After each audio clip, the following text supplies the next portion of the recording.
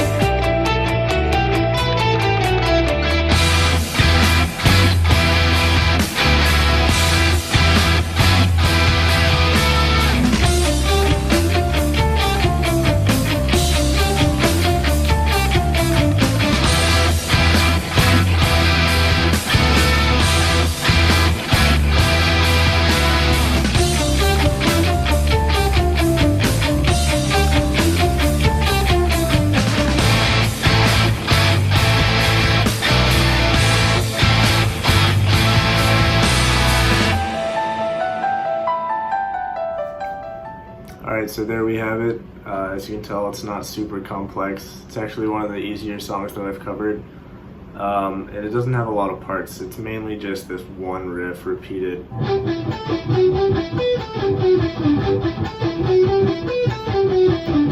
And that riff you repeated several times. It's almost the whole length of the song you play. And that's pretty much it besides a couple chords. So I figured for this song specifically, I'd go through it note by note just because it's not going to take a long time. So we start out on the G string here on the 12th fret. And it's palm muted. We're going to palm mute every note in this sequence for the whole phrase. So anyway, you have 12th fret on the G string, play that with your pinky. Then you have 9th fret on the G string, so remember to palm mute it. Then you have 10th fret up on the B string. And we're using one finger per fret method, so that means one finger per is pretty self-explanatory. I don't know, I see a lot of players not using their pinky, but be sure to use your pinky when you play that 12th fret, and that's all I'm trying to say. So 10th fret of the B string, and then back down to the 9th fret of the G string. So far we have. And then 11, 12, 9 on the G string, so all palm muted still. So after that, we have this run down the scale, starting on the 12th fret of the B string. So 12 on the B string, 10 on the B string, 12 on the G string, 11 on the G string, 9 on the G string, 12 on the D string. So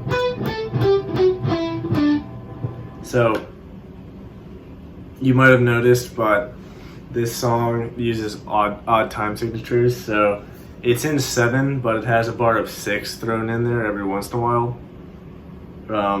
So the phrase is actually 4 bars, and it's a bar of 7, a bar of 6, and then 2 more bars of 7. So you can rewind and see that in the tab scroll when I'm actually playing through the song if you want, just to get a sense of how those time signatures work if you're not super familiar with them. But regardless, you don't have to think about the time signature, just think about how the melody goes in the song and you'll be fine. But for the sake of learning it, it's kind of difficult because it's almost like you're gonna feel like you're skipping a beat at a certain point, and that's where we are right now. So as soon as you get back down to this 12 on the D string, the whole phrase repeats. So, and it feels kind of like we're missing a beat, or there's an added beat, or you might feel something like that, but it's actually correct. So just try to play it along with the song, try to get it really down, try to think about it correctly. Don't think about the time signatures. That's my recommendation for thinking about odd time. So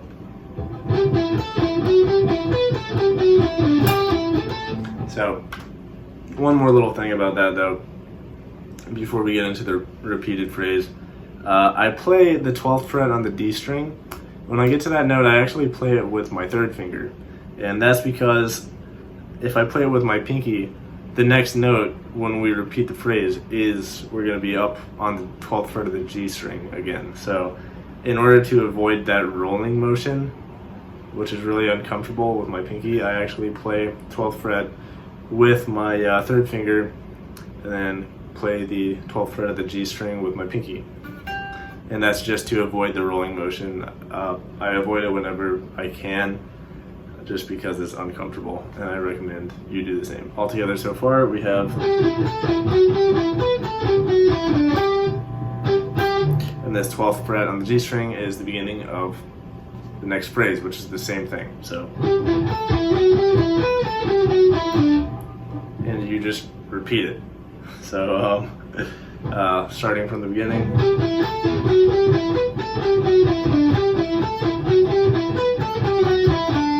And then here's where it changes. So when you get to this 12th fret on the D string, the second time. So this is the second time you've gotten to this 12th fret on the D string. You go up to the 9th fret on the G string, and you add this extra note basically. So this is the second phrase. And then you repeat it again. So I'm just gonna play it because I think it'll make more sense if I actually play it. And you can again see it on the tab. So it's basically the same phrase twice, right? But then the second phrase, you're adding one note, which is the 9th fret on the G string, before repeating it again. So I'll play it real quick.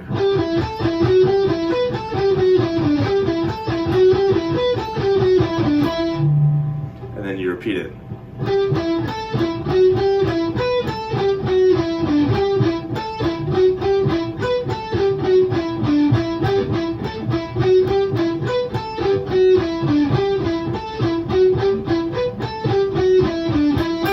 And so forth. That repeats like a million times.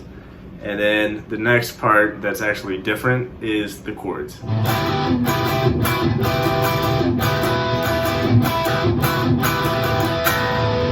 First one is this. Gonna go through the frets you play.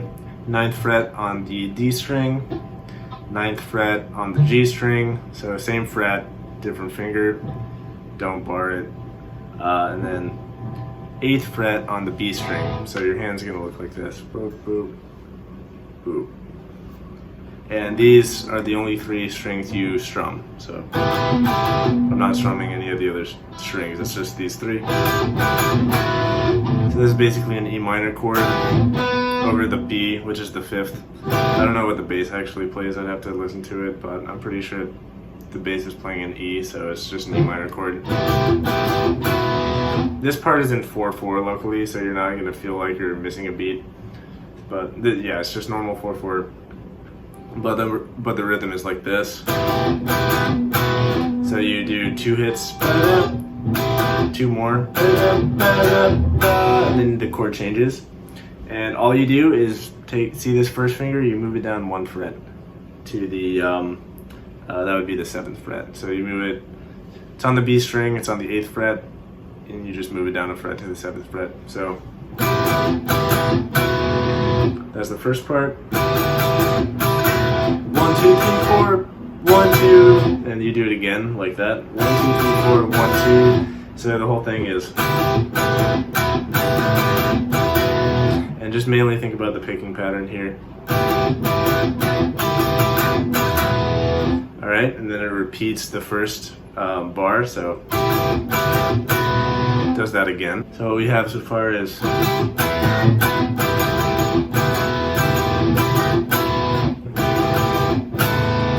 then there's new chord, but you're just changing one note again. So middle two fingers stay on the 9th fret the whole time, and for the last chord, you're just putting your pinky right on the 10th fret of the B string.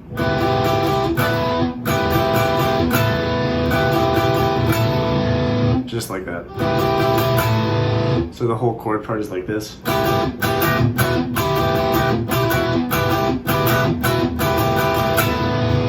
Alright, and after that it goes into the main riff again, except it's 2 half steps lower.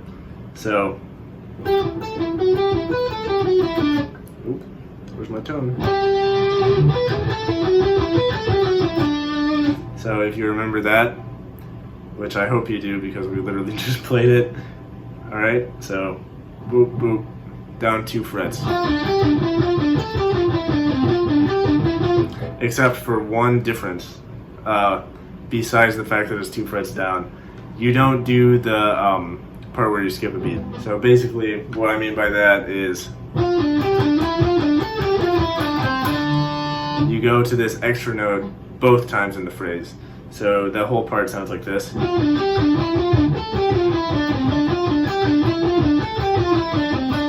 And you're not missing that little note in between there. The chords here are slightly, they're the same chords, but they're in a different order. I don't even know why they bothered to do this. It doesn't make a huge difference. So we have 1, 2, 1, 2. The one where you move your first finger down to the 7th fret of the B string. And again, these are the same chords we just covered in a different order. So 1, 2, 3, 4. It's even the same rhythm, right? But this time we're going up to the 10th fret on the B string, this chord, and hitting that twice. So, right? That's how it's different from the first time. And then, yeah, that. And the second time, instead of going up, we're going down to the 7th fret. So the first time the chords play, it sounds like this.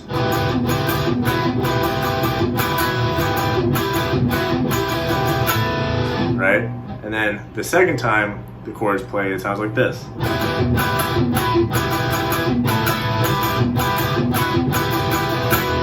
So all you're essentially doing is switching out this chord and this chord at the end of each phrase. That's literally all you do.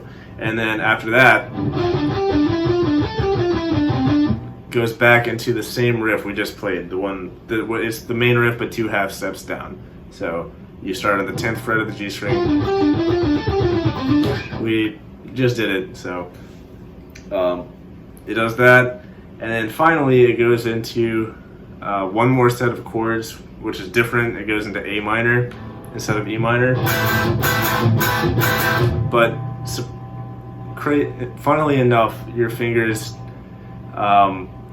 move in the exact same way, just on different frets. So instead of on the 9th fret, these 2 fingers are on the D and G strings, still same strings, but on the 2nd fret. And then you have your first finger on the 1st fret. So, and this time it's okay to strum every string. I would recommend not strumming the E string because that's just gonna sound kind of nasty, but by all means strum the A string because it's an A minor chord. You could even strum the E string, it would be the 5th, but not recommended by me. So you have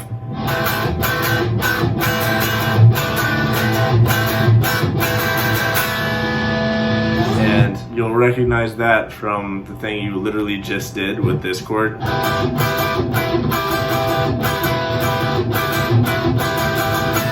Same pattern, Same pattern, except instead of moving this finger down a fret, you're taking it off because there's no other fret there, it's just the open string. So